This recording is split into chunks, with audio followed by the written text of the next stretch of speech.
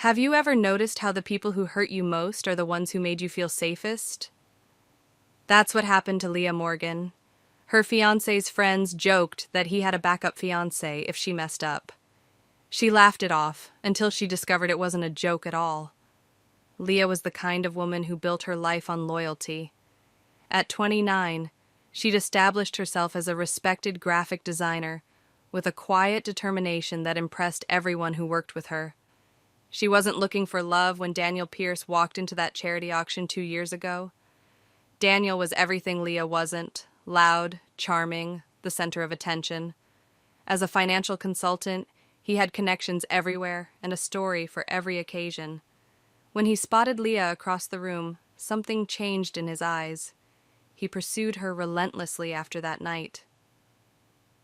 "I've never felt this way about anyone," he told her on their third date, holding her hand across the table like it was made of glass.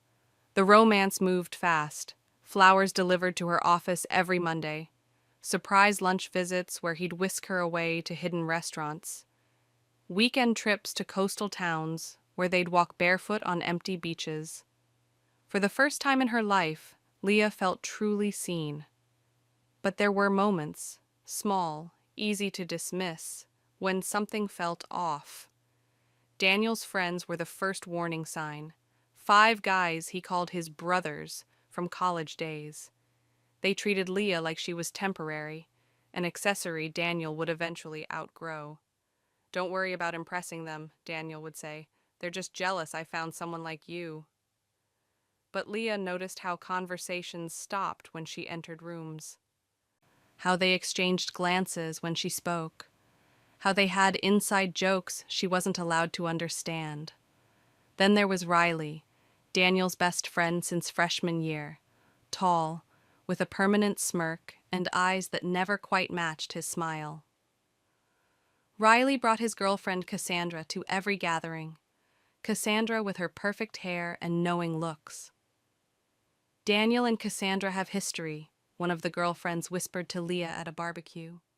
"Nothing serious, just college stuff." Leah asked Daniel about it that night. "Ancient history," he said, kissing her forehead. "You're my future."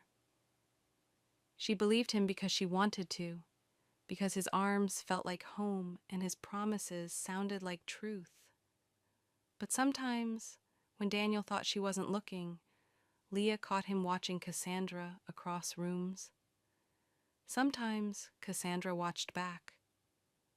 Leah told herself she was imagining things, that relationships were built on trust, not suspicion.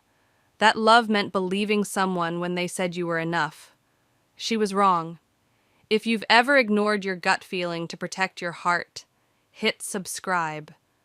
Because what Leah discovered next changed everything, and her revenge. It's the kind that makes you stand up and cheer.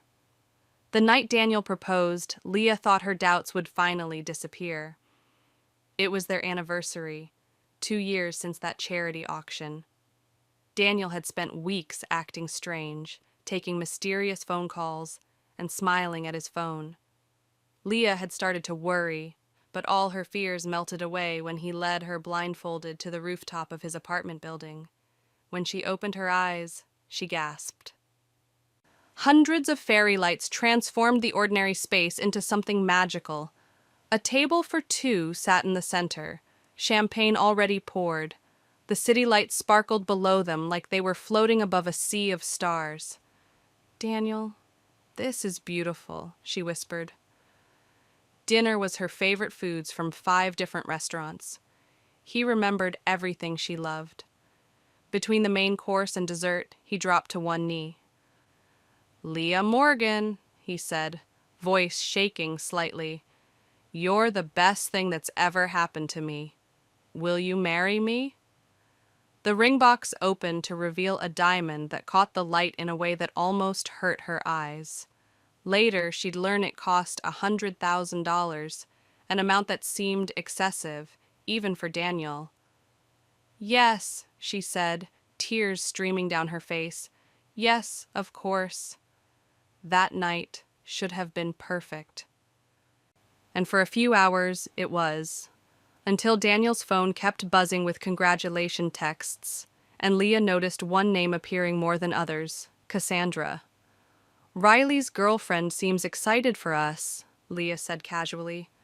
Daniel's smile tightened just slightly. "Everyone's excited. We're perfect together." 3 weeks later, Riley called Daniel with the perfect idea for an engagement celebration. A weekend at his family's lakeside lodge, just their close circle of friends. "It'll be intimate," Daniel promised. "A chance for everyone to really celebrate us." Leah agreed because she still hoped to break through with his friends, to finally feel like she belonged in the world Daniel had built before her. The lodge was stunning, all glass and wood perched on the edge of a crystal-clear lake. 6 couples, 3 days of relaxation. It should have been paradise. The first night everything seemed perfect. They grilled steaks on the deck, opened expensive wine, and watched the sunset paint the water gold. Leah felt herself relaxing for the first time around these people. Maybe they could be her friends too. After dinner, everyone gathered in the main room. The fireplace crackled, casting warm shadows across laughing faces. Daniel pulled Leah close on the leather couch, his arm protective around her shoulders. "Let's have a toast," Riley announced, standing unsteadily with his 4th glass of whiskey. His eyes glinted with something Leah couldn't name. "To Daniel and Leah," he began, raising his glass high. "May your love last forever." Leah smiled, grateful for the simple blessing, but Riley wasn't finished. "And to Daniel," he continued, his smile sharpening, "always prepared with a backup plan." The room went silent for one heartbeat. Then Riley looked directly at Leah and said the words that would change everything. "Because if Leah here decides to mess things up, Daniel's got a backup fiancé, right, man?" The room erupted in laughter. Every single person except Leah. Time seemed to slow down as she sat there, Daniel's arm still around her shoulders. Her cheeks burned hot with humiliation as the laughter bounced off the wooden walls of the lodge. She turned to Daniel, waiting for him to shut it down, to defend her, to say something, anything that would make this moment less awful. Instead, he chuckled and took a casual sip of his whiskey. "Hey, you know me," he said with an easy smile. "Always prepared." More laughter, louder this time. Leah felt something crack inside her chest. Not her heart, something deeper, the foundation of trust she'd built everything on. She forced her lips into what she hoped looked like a smile, but her eyes scanned the room. That's when she saw it. Cassandra, sitting across from them, wasn't laughing either. Instead, she was looking directly at Daniel with an expression Leah recognized instantly. Intimacy, familiarity, ownership.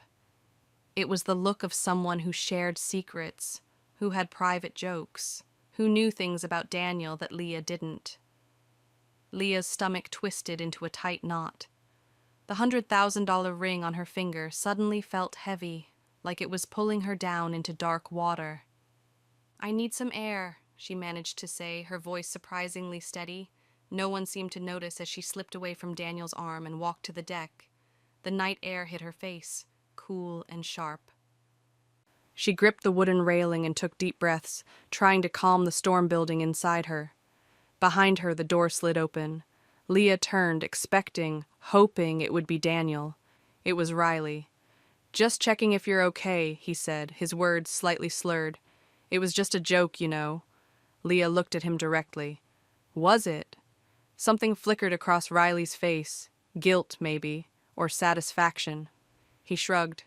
"Ask your fiancé," he said, then turned and went back inside. Leah stayed on the deck for 10 more minutes, watching the moonlight on the water. She made a decision.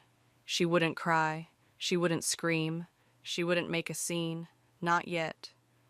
When she returned to the living room, the conversation had moved on. Daniel reached for her hand, squeezing it like nothing had happened. like he hadn't just let his friends humiliate her, like there wasn't another woman in this very room who might be waiting to take her place. "You okay?" he whispered. "Perfect," Leah lied, squeezing his hand back. She watched Cassandra for the rest of the night, noticed how she kept checking her phone, how she excused herself twice to make a call, how her eyes found Daniel's across the room when she thought no one was looking. By midnight, Leah knew exactly what she needed to do. "Is there something you want to tell me?" Leah asked Daniel later that night, her voice low in the darkness of their bedroom. The party had finally wound down. The other couples had retreated to their rooms, the lodge quiet except for the occasional creak of the old wooden structure. Daniel rolled toward her, his face half hidden in shadow. "About what?" "About the backup fiancé joke." He sighed, reaching to stroke her hair. "Come on, Leah. It was just Riley being Riley. You know how he gets when he drinks."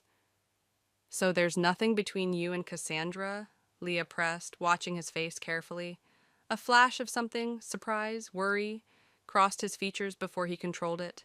"Cassandra? Riley's girlfriend? Are you serious?" He laughed, but it sounded forced. "We dated for like 2 minutes in college. Ancient history." "That's not what I asked." Daniel sat up, running a hand through his hair. "Leah, you're being paranoid. I proposed to you. I'm marrying you. Why would you even think something like that?" His voice had an edge to it now. Not anger exactly, but something close, something defensive. "Because of the way she looked at you," Leah said simply. "How did she look at me?" His tone was mocking now, like she knows you, like she has a claim on you. Daniel threw back the covers and stood up. "This is ridiculous. I'm going to get some water." He left the room, closing the door harder than necessary. Leah lay there, staring at the ceiling. Her mind raced through every interaction she'd witnessed between Daniel and Cassandra. The inside jokes, the lingering glances, the way they always seemed to end up in conversations without Riley or Leah. She got up quietly and went to the bathroom, splashing cold water on her face. When she returned to the bedroom, Daniel wasn't back yet. 10 minutes passed. Then 20. Leah slipped out of the room and moved silently down the hallway. She heard low voices coming from the kitchen and stopped, listening. "She's suspicious," Daniel's voice, tense and quiet, "because your idiot friend can't keep his mouth shut when he drinks." A woman's voice. "Cassandra. It doesn't matter. She doesn't know anything." "Are you sure? Because she was watching me all night." "Trust me. Leah sees what she wants to see. She believes in us." Leah pressed a hand to her mouth to keep from making a sound. Her legs felt weak. "And what about us?" Cassandra asked, her voice softer now. A pause. "You know how I feel about you. But this is complicated. Because of Riley? Because of everything. The timing isn't right." Leah had heard enough. She backed away silently, her heart pounding so hard she was sure they would hear it. She returned to the bedroom and slipped under the covers, turning her back to Daniel's side of the bed. When he returned 10 minutes later, she pretended to be asleep. "Leah," he whispered. She didn't answer. The next morning, she acted normal. Smiled over breakfast, joined the group for a hike around the lake, laughed at all the right moments, but inside, she was already planning. After breakfast, she found Cassandra alone on the balcony, texting someone with rapid fingers. "Cassandra," Leah said quietly, "I need you to be honest with me. What did Riley mean by backup fiancé?" Cassandra jumped slightly, quickly turning her phone screen off. For a moment, her confident mask slipped, revealing something like panic. Then she forced a laugh. "Oh, come on, Leah. It's just guy humor. You know how they are." But Leah had seen it. Just before Cassandra turned off her phone, Daniel's name on the screen. The drive home from the lake house was quiet. Daniel tried to make conversation, but Leah answered with one-word responses, her mind racing with everything she'd seen and heard. "Are you still upset about Riley's stupid joke?" Daniel finally asked, his knuckles white on the steering wheel. "No," Leah lied. "Just tired." That night, after they returned to their apartment, Daniel fell into an exhausted sleep. His breathing deepened, becoming slow and steady. Leah waited, counting his breaths until she was certain he wouldn't wake. Then she did something she'd never done before, something that went against everything she believed about trust in relationships. She reached for his phone on the nightstand. Her hands trembled as she typed in his passcode, her birthday, which had once seemed sweet, but now felt like a convenient choice he wouldn't forget. The phone unlocked, revealing his home screen, a photo of them in Paris from last year. Leah opened his messages, scrolling past group chats and work conversations until she found what she was looking for: Cassandra. Her heart pounded so loudly she worried it might wake Daniel as she tapped on the conversation. What she saw made her stomach drop. Hundreds of messages, going back months. She scrolled up, reading backwards through their history. Cassandra: "Miss you already. When can you get away next week?" Daniel: "Tuesday lunch? I'll tell Leah I have a client meeting." Cassandra: "Perfect. Riley's out of town until Thursday." Leah's vision blurred with tears, but she kept reading, scrolling further back. Daniel: "Last night was amazing. Can't stop thinking about you." Cassandra: "Same. It's getting harder to pretend around everyone." Then she found it. The message that confirmed her worst fears. Daniel: "If Leah ever calls it off, you know you're my backup plan." Cassandra: "Don't tempt me. Riley can be such a child sometimes." Daniel: "We just need to be patient. Everything will work out." Leah felt like she couldn't breathe. The betrayal was worse than she'd imagined. Not just flirting or an emotional affair. They were actively seeing each other behind her back. Behind Riley's back. She scrolled through more messages, finding references to hotel meetings, accidental run-ins they'd planned, and lies they'd told to cover their tracks. With shaking hands, she took screenshots, sending them to her own phone. Evidence. Proof that she wasn't crazy or paranoid. As she placed Daniel's phone back on the nightstand, he stirred slightly but didn't wake. Leah looked at him, this man she'd planned to marry, this stranger who'd been living a double life right in front of her. In that moment, something inside her hardened. The hurt was still there, a raw wound that would take time to heal. But above the pain, another emotion surfaced. Cold, clear anger. Leah slipped out of bed and went to the living room, where she sat in the darkness, scrolling through the screenshots she'd taken. With each swipe of her finger, her resolve strengthened. Daniel Pierce thought he was so clever. He thought he could keep both women dangling while he decided which one he wanted more. He thought Leah was too trusting, too in love to ever catch on. He was about to learn how wrong he was. By morning, Leah had made her decision. She wouldn't confront him yet. She wouldn't cry or scream or beg for explanations. No, she would do something much more effective. She would plan. For the next 2 weeks, Leah became the best actress in the world. She smiled when Daniel texted her sweet messages. She laughed during wedding planning sessions with their coordinator. She even picked out invitations, cream-colored paper with gold foil that cost $12 each. "You seem happier," Daniel said one night over dinner. "I was worried after the lake house weekend." Leah reached across the table and squeezed his hand. "I realized I was being silly. Your friends just have a different sense of humor than I'm used to." The relief on his face was almost comical. He believed her completely. "I love you," he said, bringing her hand to his lips. "I love you too," she replied, her voice steady despite the lie. Every day she gathered more evidence. She noted when Daniel said he was working late, but his location showed him at a hotel downtown. She saved the credit card statements showing dinner for two at restaurants she'd never been to. She documented every lie, building her case piece by piece. She even met Cassandra for brunch, a let's be better friends gesture that Daniel enthusiastically encouraged. "I'm so glad we're doing this," Cassandra said, sipping her mimosa across the table. "I feel like we got off on the wrong foot." "Me too," Leah said, smiling warmly. "Tell me how you and Riley met." As Cassandra launched into the story, Leah watched her carefully, the way she avoided eye contact when mentioning Daniel, the slight flush in her cheeks when her phone buzzed with a text, the nervous tap of her fingernails against her glass. "Daniel's been so busy with work lately," Leah said casually. "I barely see him some weeks." Cassandra's expression flickered. Guilt, maybe, or satisfaction. "That's the finance world for you. Riley says Daniel's their star performer."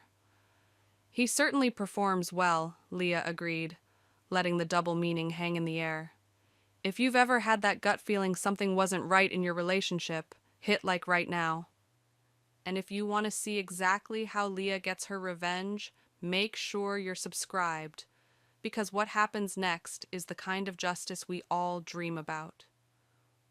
After brunch, Leah made one more crucial move. She contacted a private investigator, a quiet older man named Mr. Holden who specialized in digital forensics. She met him in a coffee shop far from her usual haunts. "I need everything," she told him, sliding an envelope with cash across the table. "Text messages, emails, hotel receipts, photos, anything that shows the relationship between these two people." Mr. Holden didn't ask questions. He simply nodded and took the envelope. "Give me a week," he said. 5 days later, he handed her a flash drive in the same coffee shop. "It's all there," he told her. "Call logs, screenshots, deleted photos, everything you asked for." That night, after Daniel fell asleep, Leah plugged the flash drive into her laptop. What she found confirmed everything and revealed even more than she'd expected. Daniel and Cassandra had been seeing each other for over a year, since before he proposed. There were hotel receipts, intimate photos, and even a draft email where Daniel discussed figuring out how to end things with Leah. The final piece was a video from a security camera at a jewelry store. Daniel and Cassandra shopping for rings 3 months ago, the same store where he'd bought Leah's engagement ring. Leah closed her laptop, a strange calm settling over her. She now had all the proof she needed, but she didn't want a simple breakup. She didn't want a private confrontation where Daniel could lie his way out or make her seem like the villain. No, Leah wanted something more poetic, something unforgettable, and the perfect opportunity was just days away, their wedding rehearsal dinner. The Oakwood Country Club glowed with soft lighting as guests arrived for Daniel and Leah's wedding rehearsal. Crystal chandeliers reflected in the polished marble floors. White roses and silver ribbons decorated every table. Leah had chosen the decorations herself, back when she believed in their future. She arrived last, stepping out of her car in a silver dress that hugged her curves and caught the light with every movement. Her hair was swept up elegantly, diamond earrings sparkling at her lobes, a gift from Daniel on their first anniversary. Daniel waited at the entrance, his smile widening when he saw her. For a moment, Leah almost faltered. He looked so handsome in his tailored suit, so genuinely happy to see her.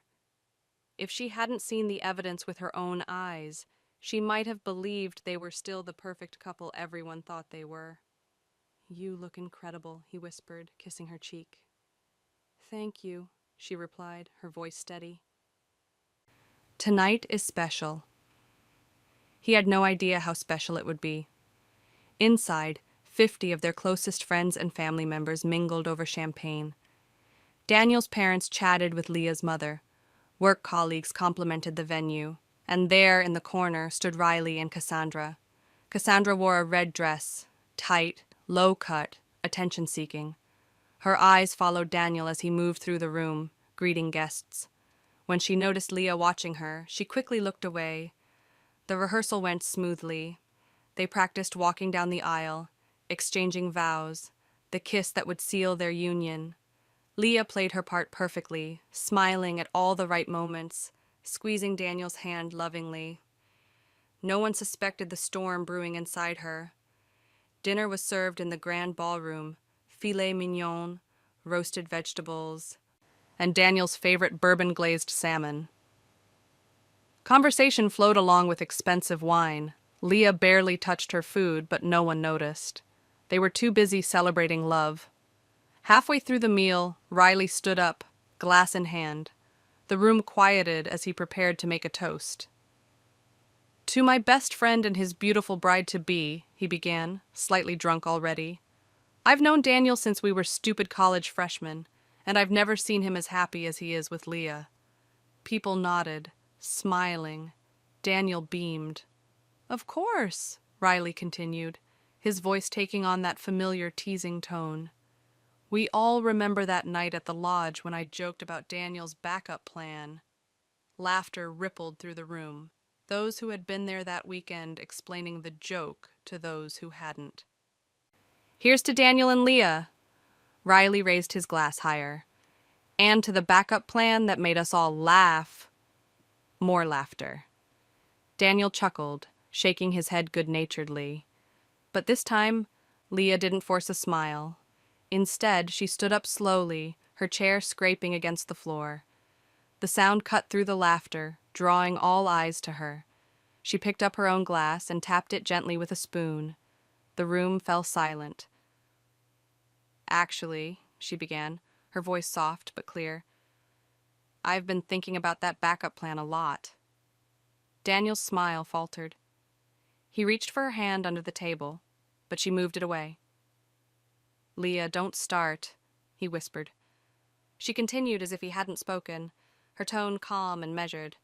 "You know, Daniel's right. Every man should have a backup, in case his fiancée messes up." Confused glances were exchanged around the room. Daniel's mother frowned.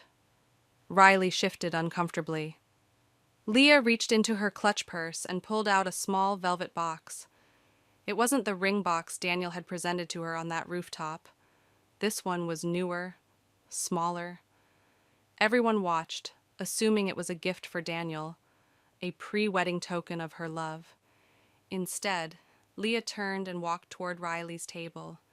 She stopped directly in front of Cassandra, whose face had drained of all color. "Tag in, sweetheart," Leah said with a tight smile, placing the box in Cassandra's trembling hand. "He's all yours now." The silence that followed was absolute. 50 people frozen in shock, trying to process what they just witnessed. Cassandra stared at the small box in her hand like it might explode. Riley looked between her and Daniel, confusion giving way to dawning realization. Daniel stood up so quickly his chair toppled backward. "Leah, what are you doing?" His voice cracked with panic. She turned to face him, still eerily calm. "I'm stepping aside for your backup fiancé. Isn't that what you wanted?" "This is insane," he hissed, grabbing her arm. "You're making a scene over nothing." Leah gently removed his hand. "Open the box, Cassandra," she said, not taking her eyes off Daniel. With shaking fingers, Cassandra lifted the lid. Inside wasn't jewelry or a keepsake. It was a tiny USB drive. "What is this?" Cassandra whispered. "Everything," Leah replied simply. "Hotel receipts, text messages, photos. The video of you two shopping for rings while I was planning our wedding." The color drained from Daniel's face. "Leah, please." "You can have your little backup deal," Leah continued, her voice steady. "I'm done being the main character in your joke." She turned to address the stunned room. "I apologize for the disruption. The salmon really is excellent." Then she walked out, her heels clicking against the marble floor like a final countdown. No tears, no screaming, just dignity and the shocked silence she left behind. Outside, the cool night air hit her face. Her hands were shaking now, adrenaline coursing through her body. She'd done it. After weeks of planning, of pretending, of gathering evidence, she'd finally exposed the truth. Behind her, Chaos erupted. She could hear raised voices, Daniel's among them, trying to control the situation. Someone, his mother perhaps, was crying. Leah didn't look back. She got into her car and drove away from the country club, from Daniel, from the life she'd thought they would build together. By the time she reached her apartment, her phone was exploding with notifications. Friends who had been at the dinner were texting, calling, leaving voicemails. Most expressed shock. Some offered support. A few demanded explanations. She ignored them all. Instead, she opened her laptop and navigated to a private social media account she'd created weeks ago. There, she uploaded selected screenshots from the flash drive. Nothing too intimate, but enough to prove the affair. Text messages, hotel receipts, the jewelry store video. She titled the post simply, "The Backup Fiancé." Then, she hit publish. Within hours, the story spread beyond their immediate circle. Friends shared it with friends. Someone recognized Daniel from his financial firm and sent it to coworkers. By morning, half the town would know what kind of man Daniel Pierce really was. Her phone rang again, Cassandra's name flashing on the screen. Leah declined the call. Another call. Daniel. Declined. A text from Riley. "I had no idea. I'm so sorry." Leah turned off her phone completely. She walked to her bedroom and began packing a bag. She'd booked an Airbnb across town weeks ago, preparing for this moment. She wouldn't stay where Daniel could find her, where he could pound on her door and demand she listen to his excuses. As she zipped up her suitcase, someone began knocking frantically at her front door. "Leah, I know you're in there," Daniel's voice, desperate and angry. "You need to take down that post. You're ruining everything." She didn't answer. Instead, she texted her friend Kate from her backup phone. "He's here. Can you come get me?" 20 minutes later, Kate's car pulled up behind the building. Leah slipped out the back entrance with her suitcase, leaving Daniel still knocking at her front door. "Are you okay?" Kate asked as Leah got into the passenger seat. Leah looked back at the apartment building one last time. "No," she said honestly, "but I will be." 6 months can change everything. For Leah Morgan, 6 months meant a new city, a new job, and a new beginning. After the wedding rehearsal disaster, Leah disappeared completely. She deleted her social media accounts, changed her phone number, and moved 3 hours away to a city where no one knew her name or her story. She found a small apartment with big windows that let in morning light, the opposite of the sleek, modern condo she'd shared with Daniel. The first month was the hardest. She cried herself to sleep most nights, not because she missed Daniel, but because she mourned the future she thought she'd have. The wedding that would never happen. The life she'd planned so carefully. But slowly, day by day, she rebuilt. She started freelancing full-time, taking on graphic design clients who valued her talent. She adopted a rescue dog, a scruffy terrier mix named Milo, who greeted her each morning with unconditional love. She made a few casual friends in her building, people who knew nothing about her past. She was healing, until one afternoon in early fall, when an email notification changed everything again. Leah was working at her kitchen table, Milo sleeping at her feet, when her laptop chimed. A new message from an address she didn't recognize. She almost deleted it as spam, but the subject line caught her eye. "You deserve to know the truth." Her finger hovered over the delete button. She'd worked so hard to move forward, to leave Daniel and that whole life behind. Did she really want to reopen old wounds? Curiosity won. She clicked. "Leah, I owe you an apology. What happened wasn't right, and I was part of it. Daniel wasn't who we thought he was. Cassandra left me after everything came out. But honestly, you did the right thing. There's something else you should know. He was cheating on both of you. I found these messages on Cassandra's laptop when she moved out. Thought you should see them." Riley attached were screenshots of conversations between Daniel and a woman named Jennifer, someone who wasn't Leah or Cassandra. Daniel, can't wait to see you tomorrow. Told C I have a client meeting. Jennifer, what about your fiancé? Daniel, she trusts me completely. It's almost too easy. Leah stared at the screen, a bitter laugh escaping her lips. A backup for the backup. Of course. She closed her laptop without responding to Riley. She didn't need to. That chapter of her life was over. That night, she stood at her apartment window, looking out at the city lights. 6 months ago, she'd felt broken beyond repair. Now she felt something different. Not happiness exactly, but peace. The kind that comes from surviving something you thought would destroy you. Sometimes walking away is the loudest revenge, she whispered to herself, and for the first time in months, she truly believed it. The video of Leah calmly handing Cassandra the box at the rehearsal dinner had gone viral. Someone had captured the moment on their phone, and within days, it had millions of views online. People called it the most satisfying revenge ever. Strangers debated whether she'd gone too far or not far enough. Leah ignored it all. She'd never wanted fame or attention. She'd only wanted the truth to be known. But the truth, it turned out, was even more complicated than she'd imagined. A week after Riley's email, Leah received another unexpected message, this one from Daniel's mother, Eleanor Pierce. Leah, I hope this finds you well. I've respected your privacy these past months, but I feel I must reach out. What my son did was unforgivable. His father and I have struggled to understand how we raised someone capable of such deception. Daniel has been let go from his firm. Apparently, this behavior extended to his professional life as well. His father has cut him off financially until he gets help for what we now recognize as a pattern of lies. I don't expect your forgiveness, but I want you to know how deeply sorry I am for the pain he caused you.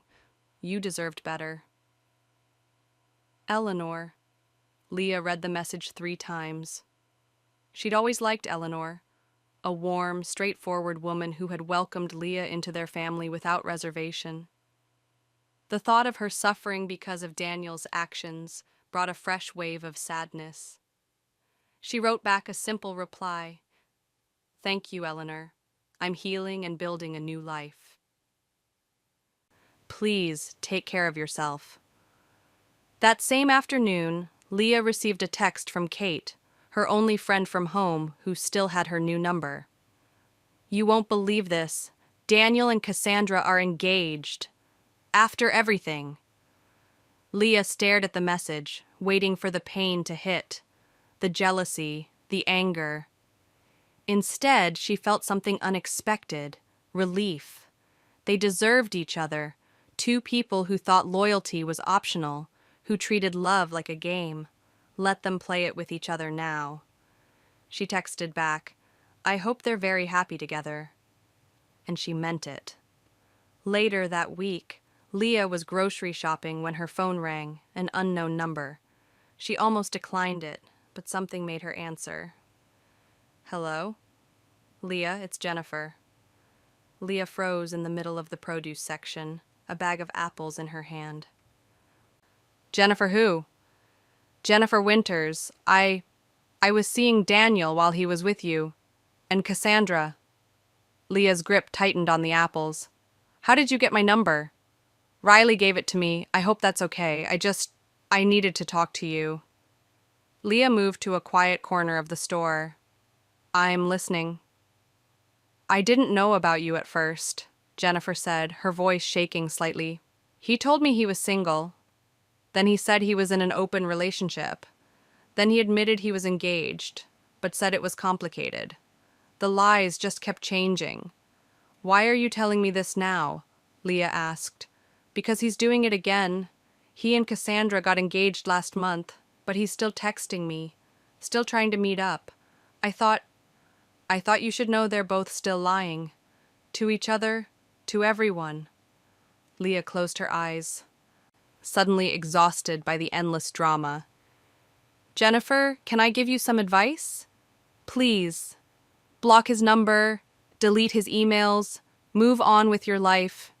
Daniel Pierce is like a black hole. He'll keep taking and taking until there's nothing left of you. There was silence on the other end, then a soft, "Thank you." After they hung up, Leah finished her shopping and drove home. As she unpacked her groceries, she thought about Daniel and Cassandra, trapped in their web of lies and betrayal. About Jennifer, hopefully finding the strength to walk away. About Riley, trying to make amends for his part in it all. And she realized something important. Her revenge hadn't just been about exposing Daniel. It had been about freeing herself. That night, she took out the engagement ring she'd kept all these months, the $100,000 diamond that had once symbolized a future built on lies. She'd held on to it, not out of sentiment, but because she hadn't decided what to do with it. Now she knew. The next morning, she drove to a women's shelter across town and donated the ring. "Help someone start over," she told the surprised director. As she walked back to her car, the weight she'd been carrying for months finally lifted. She didn't need revenge anymore. She didn't need closure or explanations or apologies. She just needed to keep moving forward.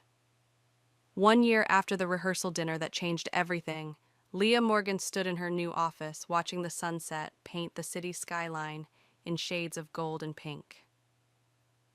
Her design studio had just landed its biggest client yet, a national clothing brand that wanted her to revamp their entire visual identity. "We need someone who understands authenticity," the brand director had told her. "Someone who doesn't fake it." Leah had smiled at the irony. If there was one thing she'd become an expert in, it was spotting fakeness. Her phone buzzed with a text from her new neighbor, Emma. "Dinner still on for 7?" Leah replied with a quick "yes," and glanced around her space with quiet pride. After leaving her old city, she'd taken a risk and opened her own design studio instead of working for someone else. The gamble had paid off. In just 8 months, she'd built a reputation for clean, honest design work that spoke directly to people's emotions, just like her revenge had. The video of her walking away from Daniel at the rehearsal dinner had taken on a life of its own. Women commented by the thousands, sharing their own stories of betrayal and deception. Some had even reached out to Leah directly, asking for advice on how to leave toxic relationships. She never responded to those messages. She wasn't a relationship guru or a revenge coach. She was just a woman who had refused to be made a fool of. Her apartment had become a true home. Bright colors, comfortable furniture, and photos of her travels with friends. No reminders of Daniel remained. Even Milo had forgotten him, though the dog still barked at men who resembled Riley. As Leah gathered her things to leave the office, her phone rang. Unknown number. She almost declined it, another habit from the aftermath, but something made her answer. "Hello? Leah? It's Eleanor Pierce, Daniel's mother." Leah's hand tightened around the phone. "Eleanor, is everything okay?" A soft sigh came through the line. "As okay as it can be. I'm sorry to call out of the blue. I got your number from your mother. I hope that's all right." "It's fine," Leah said, sitting down at her desk. "What can I do for you?" "Nothing, dear.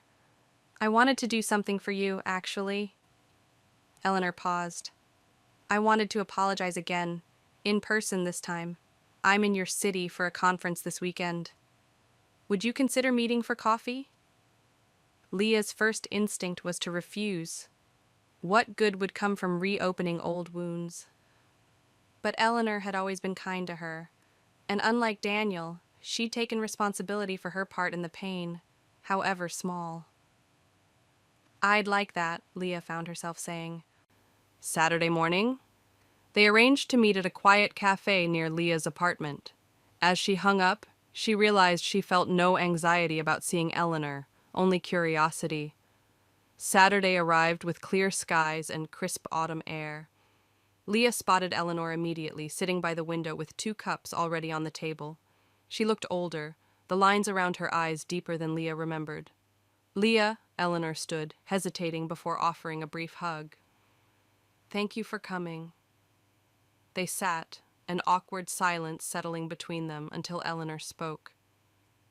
I've rehearsed what to say a dozen times, but now I'm not sure where to begin. How about with how you're doing? Leah suggested gently. Eleanor's smile was sad. I'm adjusting. Richard and I separated 6 months ago. After everything with Daniel, we realized we wanted different things. He wanted to pretend nothing had happened. I couldn't do that. I'm sorry, Leah said, and meant it. Don't be. It was a long time coming. Eleanor took a sip of her coffee. Daniel and Cassandra's engagement lasted exactly 3 weeks. She found messages on his phone. Another woman. Leah nodded. Jennifer. You knew? She contacted me. Eleanor shook her head. There was another after her, and probably more we don't know about. Daniel's in therapy now. Not that it excuses anything. It doesn't, Leah agreed. But it's good he's getting help. They talked for nearly 2 hours. About Daniel's childhood, about Eleanor's new apartment, about Leah's thriving business. As they prepared to leave, Eleanor reached into her purse and pulled out a small envelope. I brought something for you. You don't have to take it. Inside was a check for $100,000, the exact cost of the engagement ring. I can't accept this, Leah said immediately. It's not from Daniel. It's from me. Eleanor's eyes were firm. You lost more than time and trust. You lost the financial investment in a wedding that never happened. This doesn't fix anything, but it might help you build whatever comes next. Leah looked at the check for a long moment. Then she folded it and handed it back. Thank you, but I don't need it. I've already built what comes next. As they parted ways outside the cafe, Eleanor hugged her again, longer this time. You know, she said quietly, I always wished you were my daughter instead of my daughter-in-law. Now I just wish you happiness. Leah watched her walk away, feeling a strange sense of closure she hadn't realized she still needed. That night, she sat on her balcony with Milo curled at her feet, thinking about how far she'd come.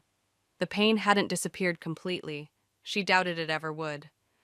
But it had transformed into something else, something that made her stronger, more cautious, but also more authentic. For the first time since the rehearsal dinner, Leah felt genuine relief instead of just the absence of pain. She was going to be okay, better than okay. She was going to thrive. The annual Design Forward conference was the biggest event in Leah's industry. Thousands of designers from across the country gathered to share ideas, network, and celebrate creativity. Leah had been looking forward to it for months. Her studio had been nominated for a Breakthrough Award, and she was scheduled to speak on a panel about authentic branding. What she hadn't prepared for was running into Cassandra. Leah spotted her first, across the crowded exhibition hall.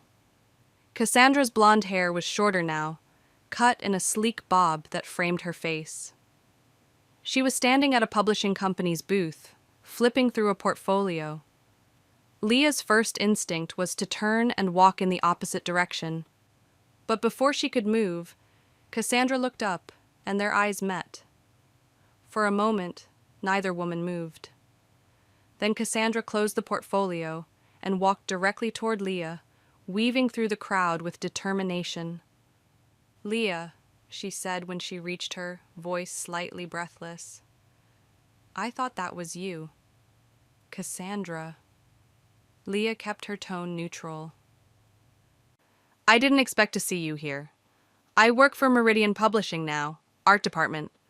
Cassandra gestured vaguely toward the booth she'd been standing at. I didn't know you'd be attending. An awkward silence fell between them. Around them, the conference continued, people laughing, talking, completely unaware of the history between these two women. I should go, Leah said finally. My panel starts in 20 minutes. Wait! Cassandra touched her arm lightly. Could we talk? Just for a few minutes, please. Every instinct told Leah to refuse. What could Cassandra possibly say that would matter now? But curiosity won out. 5 minutes. There's a coffee shop in the lobby. They found a quiet corner table away from the main conference traffic. Cassandra fidgeted with her lanyard, avoiding Leah's eyes. I've thought about this moment for a long time, she began. What I would say if I ever saw you again. And? Leah prompted when Cassandra fell silent. And I'm sorry. Cassandra finally looked up. I know that doesn't fix anything, but I am truly, deeply sorry for my part in hurting you. Leah studied her face, looking for signs of insincerity. She found none. Why did you do it? She asked simply, the question that had haunted her for months after discovering the affair. Cassandra's laugh was hollow. Would you believe me if I said I thought you knew, that Daniel told me you two had an arrangement? No. Good, because that would be a lie. Cassandra took a deep breath. The truth is, Daniel and I dated in college. It was intense, but he cheated on me constantly. When we broke up, I was devastated. Years later, I met Riley, and things were good, stable. Then Daniel came back into my life. She paused, twisting her coffee cup in her hands. He told me you were temporary, that he was only with you because of your connections in the design world, that once he made partner at his firm, he'd leave you for me. Leah felt a cold anger rising in her chest. And you believed him? I wanted to. Cassandra's voice cracked slightly. I wanted to believe I was special, that he'd changed for me. It was easier than admitting I was helping him cheat on someone who didn't deserve it. What about Riley? Riley was... Cassandra hesitated. Safe, predictable. Daniel was exciting, dangerous. And after the rehearsal dinner, when you got engaged to Daniel despite knowing exactly what he was? Cassandra's cheeks flushed with shame. I convinced myself it would be different with me, that I could change him. She gave a bitter laugh. 3 weeks later, I found messages from Jennifer, and when I confronted him, he had the nerve to say I should have expected it, that I knew what kind of man he was from the beginning. Leah sat back, processing this information. Why are you telling me all this now? Because I've been in therapy for the past year, trying to understand why I made the choices I did, and I realized I never properly apologized to you. Cassandra reached into her bag and pulled out a small envelope. I also wanted to give you this.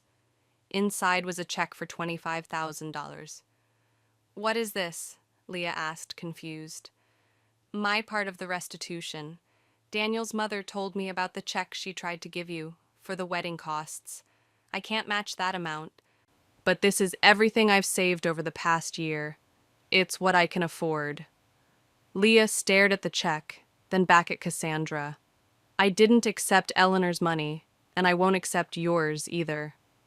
Please, Cassandra pushed the envelope back toward her. Not for you, then. Donate it to a women's shelter or a charity that helps people rebuild after trauma. I need to make this right somehow. Leah considered for a moment, then took the envelope. I'll donate it in both our names, to an organization that helps women recognize the warning signs of manipulative relationships. Relief washed over Cassandra's face. Thank you. As they prepared to leave, Cassandra asked the question Leah had been expecting. Do you think you'll ever forgive me? Leah thought carefully before answering. I don't hate you anymore, if that's what you're asking. I understand being manipulated by someone like Daniel. But trust? Friendship? Those would take time I'm not willing to invest. Cassandra nodded, accepting this boundary. That's fair. More than fair, actually. They parted ways at the coffee shop entrance. As Leah walked toward her panel discussion, she felt strangely lighter. The conversation hadn't erased the past. but it had helped her understand it better. Daniel hadn't just betrayed her, he'd betrayed everyone in his life, creating elaborate webs of lies to keep them all separated and confused. "He told me you were temporary," Cassandra had said. The irony wasn't lost on Leah. In the end, Daniel was the temporary one, a chapter in her life that had closed, while she continued to write her story. 18 months after walking away from her engagement, Leah had built a life she was proud of. Her design studio had expanded to a team of 5. She'd bought a small house with a garden where Milo could run free. She'd even started dating again, cautiously, with clear boundaries and a newfound ability to spot red flags from miles away. She was happy, truly happy. Then Daniel Pierce showed up on her doorstep. It was a Sunday afternoon in early spring. Leah was planting herbs in her garden, dirt under her fingernails, hair pulled back in a messy ponytail. The doorbell rang, and Milo raced to the front door, barking excitedly. "Coming!" Leah called, wiping her hands on her jeans as she walked through the house. She opened the door without checking the peephole, a mistake she regretted instantly. Daniel stood on her porch, holding a massive bouquet of white roses, her favorite. Once upon a time. He looked different, thinner, the confident gleam in his eyes replaced by something desperate. "Leah," he said, his voice catching, "please don't close the door." Milo growled low in his throat, sensing Leah's sudden tension. "How did you find me?" she asked, one hand on the door, ready to slam it shut. "Your mother. I begged her for weeks." He tried to smile, but it didn't reach his eyes. "Can I come in, just for 5 minutes?" Every instinct screamed at her to refuse, to shut the door and call the police. But curiosity, that same dangerous curiosity that had led her to check his phone that night, made her step aside. 5 minutes, she said coldly. "In the living room. Don't touch anything." He followed her inside, his eyes taking in her new home, the colorful artwork, the comfortable furniture. The photos of her with friends and family. No pictures of him, of course. No reminders of their time together.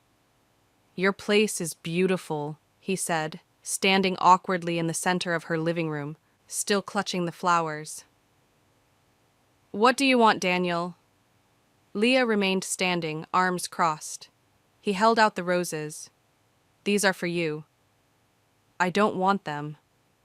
He placed them on the coffee table, then ran a hand through his hair, a nervous gesture she remembered from before. "I've been in therapy," he began, "twice a week for the past year.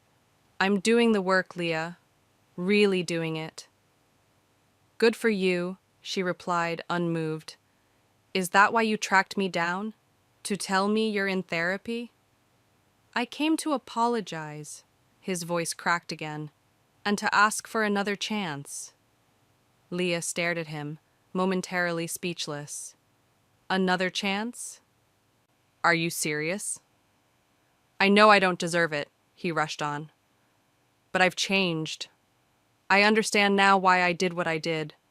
The fear of commitment, the need for validation, the patterns I learned from my father. Understanding why you cheated doesn't erase that you did it," Leah said. "Repeatedly, with multiple women." "I know." He took a step toward her.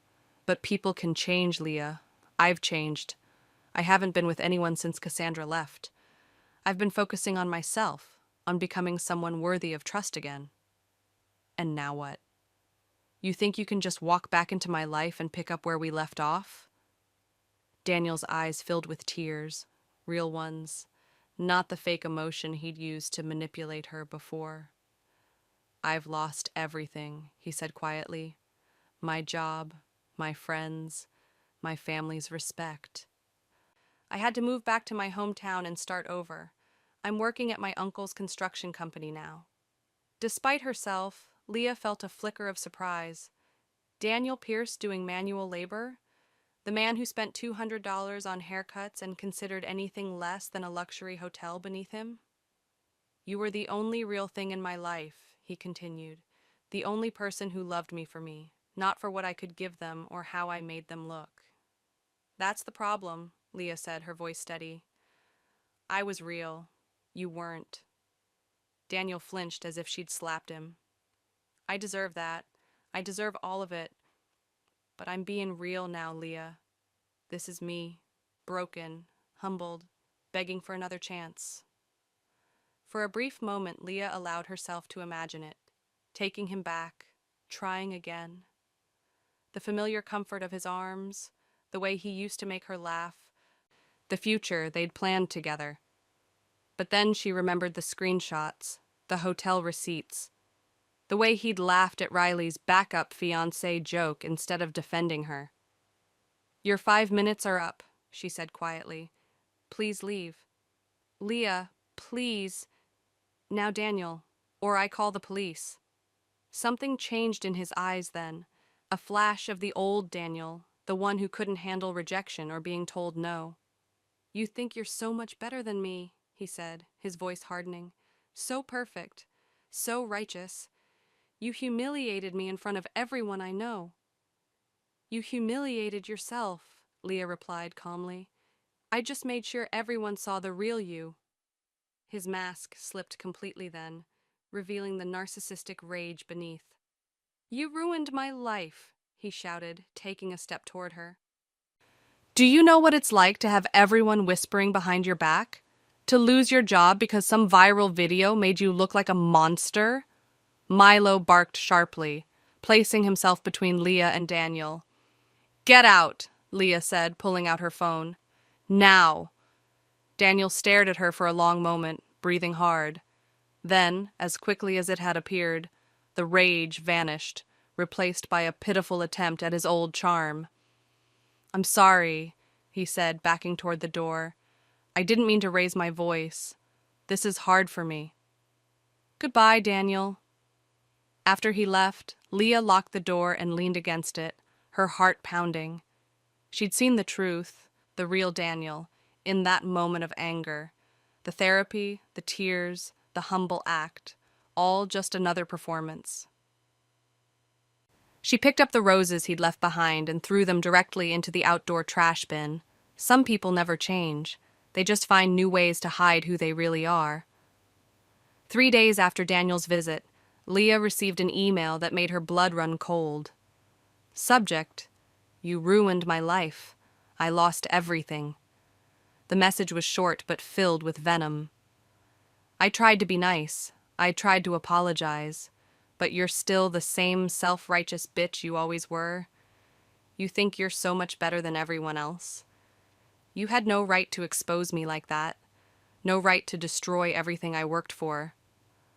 I lost my job, my friends, my reputation, all because you couldn't handle the fact that I wasn't satisfied with just you. I hope you're happy in your perfect little life, while mine is in ruins. This isn't over. Daniel. Leah's hands shook as she read the message. The thinly veiled threat in those last 3 words, "This isn't over," sent a chill down her spine. She immediately called her friend Kate, who worked as a police officer. "Forward me the email," Kate said after Leah explained. "I'll file a report. And Leah, don't respond to him. That's what he wants, to provoke you, to get your attention." Leah followed Kate's advice, forwarding the email without replying to Daniel, but she couldn't shake the uneasiness that followed her through the day. She checked her locks twice that night before going to bed. Milo curled protectively at her feet. The next morning, she had almost convinced herself she was overreacting when a second email arrived. Still ignoring me? That's fine. I know where you live now. Maybe I'll stop by again when you're not expecting it. We have unfinished business, Leah. This time, Leah didn't hesitate. She called Kate immediately, then contacted a security company to install cameras around her property. She also consulted with a lawyer about getting a restraining order. We need to document a pattern of harassment, the lawyer explained. Save everything. Don't delete any messages. And absolutely do not engage with him. For a week, Leah jumped at every sound. She took different routes to work each day, checking her rearview mirror for familiar cars. She asked neighbors to keep an eye out for strangers lurking around her house. Then, just as suddenly as they'd started, the messages stopped. 2 weeks passed with no word from Daniel. Leah began to relax slightly, hoping he'd given up and moved on. Until she checked her email one morning and found a message that made her stomach drop. Subject: One last chance. I've been thinking about our situation, and I realize I approached this all wrong. You always responded better to logic than emotion. So let's be logical.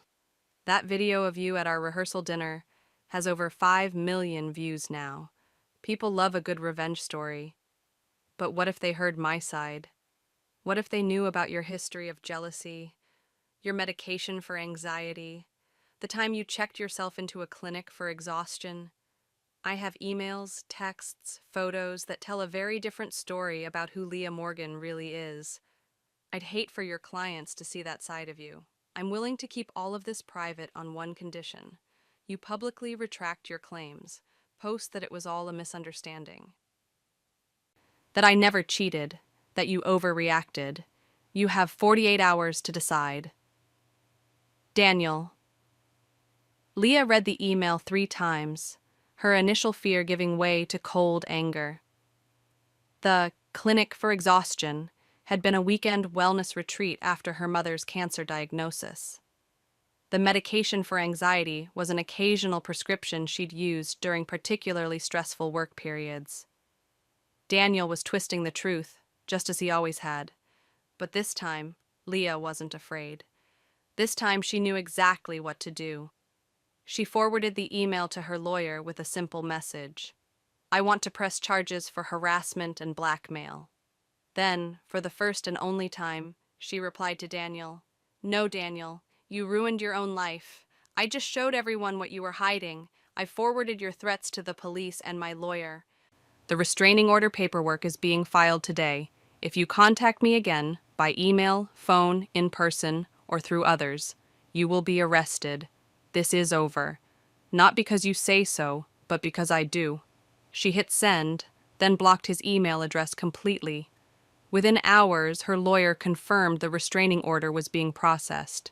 Kate called to let her know the police were taking the threat seriously, especially given Daniel's escalating language. We'll have a patrol car drive by your house regularly for the next few weeks, Kate promised. And Leah, you did the right thing. Don't let him make you doubt yourself. That night, Leah sat on her back porch, watching the sunset with Milo at her side. For the first time since Daniel had shown up at her door, she felt completely calm. She'd spent so long being afraid of him, first of losing him, then of confronting him, and finally of what he might do to retaliate. But now she realized the truth. Daniel Pierce had no power over her anymore. He could threaten and rage and try to twist the narrative, but he couldn't change what had happened. He couldn't erase the choices he'd made or the consequences that followed. The video of Leah's calm revenge had indeed gone viral in the months after the rehearsal dinner. Women commented by the thousands, calling her brave, calling her an inspiration. Some men criticized her for public humiliation, but far more praised her for standing up for herself with dignity. Daniel's attempt to smear her reputation backfired completely. When he created a social media account to tell his side, people flooded it with screenshots of his threatening emails to Leah, which someone, possibly Kate, had anonymously posted online. Within days, he deleted the account and disappeared from social media entirely. Leah later heard through mutual friends that Daniel had been forced to leave town after his uncle fired him from the construction company. Apparently, threatening and blackmailing your ex-fiancé wasn't considered acceptable behavior, even in a small town where people had known Daniel his whole life. The final email Leah ever received about Daniel came from Eleanor, 6 months after the restraining order. I thought you should know Daniel has moved overseas. He's teaching English in South Korea. I hope this brings you some peace, knowing he's far away. I continue to be sorry for the pain he caused, and grateful for the strength you showed in standing up to him. You helped me find my own courage to set boundaries. Thank you for that unexpected gift. Leah closed her laptop after reading Eleanor's message, a sense of finality washing over her. The chapter was truly closed now. Daniel was gone, not just from her life, but from the country. She was free. 2 years to the day after Leah Morgan walked out of that rehearsal dinner, an elegant cream envelope arrived in her mailbox. Inside was a wedding invitation from her college friend Melissa, a celebration to be held in Leah's hometown, where it had all begun. Leah traced the gold lettering with her finger, considering whether to attend. She hadn't been back since everything happened. The thought of running into old acquaintances, of answering questions about that night and that video, made her stomach tighten. But something inside her, the same something that had given her the courage to expose Daniel's betrayal, whispered that it was time. Time to return, not as the woman who had been betrayed, but as the woman who had rebuilt herself from the ground up. "We're going," she told Milo, who wagged his tail as if he understood. Time to show them who Leah Morgan really is. She RSVP'd that afternoon. The wedding was held at the Rosewood Hotel, ironically the same venue where Leah and Daniel had planned to marry. As her car pulled up to the entrance, memories washed over her. Dress fittings, menu tastings, flower arrangements she'd selected with such care. But the pain that should have accompanied those memories was strangely absent. In its place was a quiet confidence, a certainty that she had escaped something that would have destroyed her eventually. Leah stepped out of the car in a deep blue dress that made her eyes shine. Her hair was shorter now, falling just below her shoulders in soft waves. She looked different, stronger, more assured. She felt different too. Inside, the ballroom glowed with candlelight. Melissa had chosen a classic theme, white roses and silver accents that reminded Leah of her own abandoned wedding plans. But instead of sadness, she felt only appreciation for the beauty surrounding her. "Leah Morgan," a familiar voice said behind her. "You came." She turned to find Riley standing there, looking older and more serious than she remembered. No drink in his hand, she noticed. "Melissa's been my friend since we were 18, she replied. "I wouldn't miss her day." Riley nodded, shifting uncomfortably. "You look great. Really great." "Thank you." An awkward silence fell between them. Riley broke it first. "I owe you an apology," he said, his voice low. "For that night at the lodge, for the backup joke. I knew, not everything but enough, and I still said it." Leah studied his face, searching for the arrogant man who had humiliated her with a drunken toast. Instead, she found someone humbled, genuinely regretful. "Why did you do it?" she asked, the same question she'd asked Cassandra at the design conference. "Because I was jealous," Riley admitted. "Daniel always got everything, the best job, the most attention, the most beautiful women. You were different from his usual type. You had substance. I think I wanted to see if he'd mess it up like he always did." "That's a terrible reason to hurt someone," Leah said quietly. "I know. I've been sober for 18 months now, trying to make amends where I can." Leah nodded, accepting his apology without offering forgiveness. Some things had to be earned over time. As Riley walked away, Leah noticed other familiar faces watching her. Former friends from Daniel's circle, people who had witnessed her most humiliating moment. Some quickly looked away when she caught their eye. Others nodded in acknowledgement. One woman, Zane's wife Emma, approached her directly. "We all knew," she said without preamble. "About Daniel and Cassandra. We knew, and we said nothing." Leah took a sip of her champagne, letting the silence stretch between them. "Why are you telling me this now?" she finally asked. "Because I felt guilty for 2 years," Emma replied. And because you should know what you did that night. It changed things. Not just for you, but for all of us. How so? It made us look at ourselves, at the lies we accepted to keep the peace, at how we treated you because you weren't one of us. Emma's eyes were earnest. After you left, everything fell apart. Not just Daniel's life, but our whole friend group. We couldn't pretend anymore. Leah hadn't expected this, that her act of self-preservation had rippled outward, affecting lives beyond her own. "I'm sorry your friendship group ended," she said carefully. "Don't be. Some things need to end." Emma squeezed her arm gently. "Anyway, I just wanted you to know that what you did took courage. More than any of us had." Throughout the evening, similar conversations played out. People approached Leah, some apologetic, others simply curious about the woman who had walked away from Daniel Pierce with her head held high. She answered their questions graciously but briefly. She hadn't come to relive the past. During the reception, Leah slipped outside to the hotel's garden terrace for a moment of quiet. The night air was cool against her skin, stars visible above despite the city lights. "Needed a break too?" a voice asked. Leah turned to find a man she didn't recognize standing a few feet away, tall, with kind eyes and an easy smile. "Just getting some air," she replied. "Mind if I join you? I'm Mark, by the way, Melissa's cousin from Seattle." "Leah, I know," he said with a slight smile. "You're something of a legend in these parts." She groaned. "The backup fiancée girl, right?" "The woman who refused to be anyone's backup plan," he corrected. "There's a difference." They talked for 20 minutes, about Seattle, about Leah's design studio, about Mark's work as an environmental lawyer. Not once did he ask for details about Daniel or the viral video. It was refreshing. As they prepared to head back inside for the cake cutting, Mark hesitated.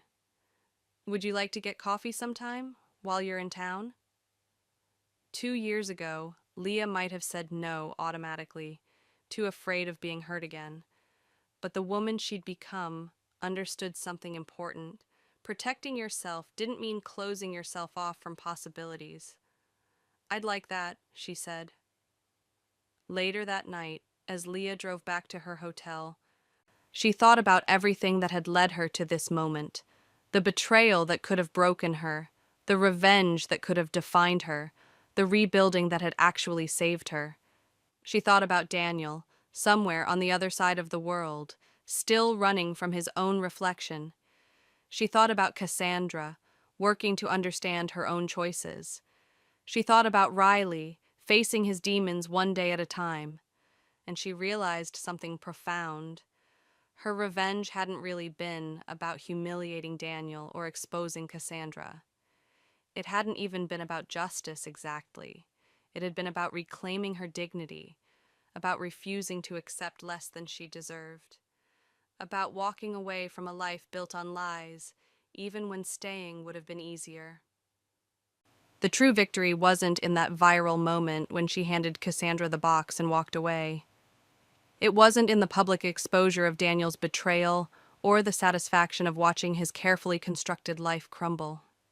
The true victory was in who she had become afterward, a woman who trusted her instincts, who set clear boundaries, who knew her own worth and refused to compromise it for anyone. As she pulled into the hotel parking lot, Leah caught her reflection in the rearview mirror. She barely recognized the confident woman staring back at her, and that, perhaps, was the greatest revenge of all. Have you ever had to walk away from someone who betrayed your trust? Someone who made you feel like you weren't enough? Hit that subscribe button right now. Because stories like Leah's remind us all that sometimes the most powerful thing you can do isn't getting even, it's getting free. And drop a comment below. Would you have exposed Daniel publicly like Leah did, or would you have handled it differently? Your story matters too, and I read every comment.